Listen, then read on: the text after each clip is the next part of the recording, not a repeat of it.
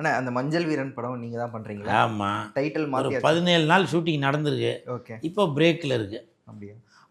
ஆனா வந்து டிடிஎஃப் வாசன் நெறைய கம்ப்ளைண்ட்ஸ்லாம் சொல்றாரு அந்த டைரக்டர் மேல. எல்லார் மேலேயும் கம்ப்ளைண்ட் வரதாப்பா. யார் மேலே கம்ப்ளைண்ட் வராமல் இருக்கும்?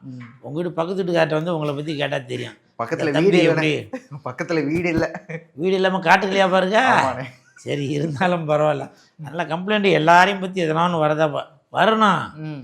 வந்தால் தான் அவன் வளருகிறான் என்று அர்த்தம். ம். புரியுதா? யாருமே ஒன்றும் இல்லை, ஒரு வீட்டுக்குள்ளே எடுத்திங்கனாக்கா புருஷன் பொண்டாட்டிக்கு மாறுபட்ட கருத்து இருக்கும், அப்பாவுக்கும் பையனுக்கும் மாறுபட்ட கருத்து எல்லா இடத்துலையும் இருக்கிறது தான் அது. அதனால் இது ஒரு பெரிய சினிமான்றதுனால வெளியில் தெரியுது.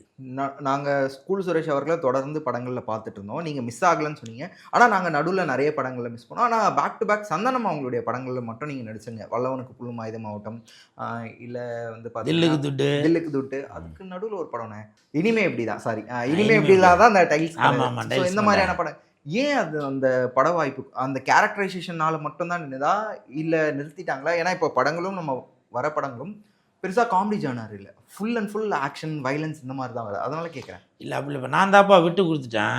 சிவகார்த்திகேயன் வந்து என்கிட்ட கேட்டார், அண்ணா நான் கொஞ்சம் வளர்ந்துக்கிறேன்னே. சரி போடா தம்பி வளர்ந்துக்க அப்படின்னா.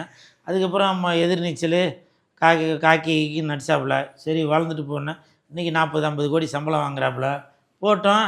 எதிர்நீச்சல் உங்களுக்கு வந்துதான்? ஆமாம்.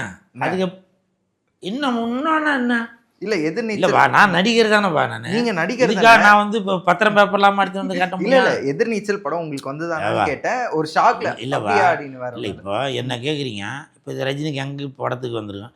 இதே ரஜினி சார்ட்ட போய் உங்களுக்கு அந்த படம் நீங்களா வந்து அப்படின்னு கேட்பீங்களா?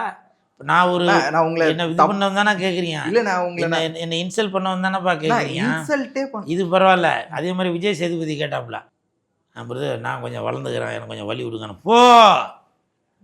போன்னு சொல்லி தள்ளி விட்டேன். அன்றைக்கி 20 படம் 25 படம் நடிச்சுட்டு இன்றைக்கி அந்த தமிழ்நாட்டை சீரழிக்கிற பிக் பாஸில் வந்து காம்பேர் பண்ணிக்கிட்டு இருக்காப்புல. இதில் நான் அவங்களுக்கு விட்டு கொடுத்ததுப்பா.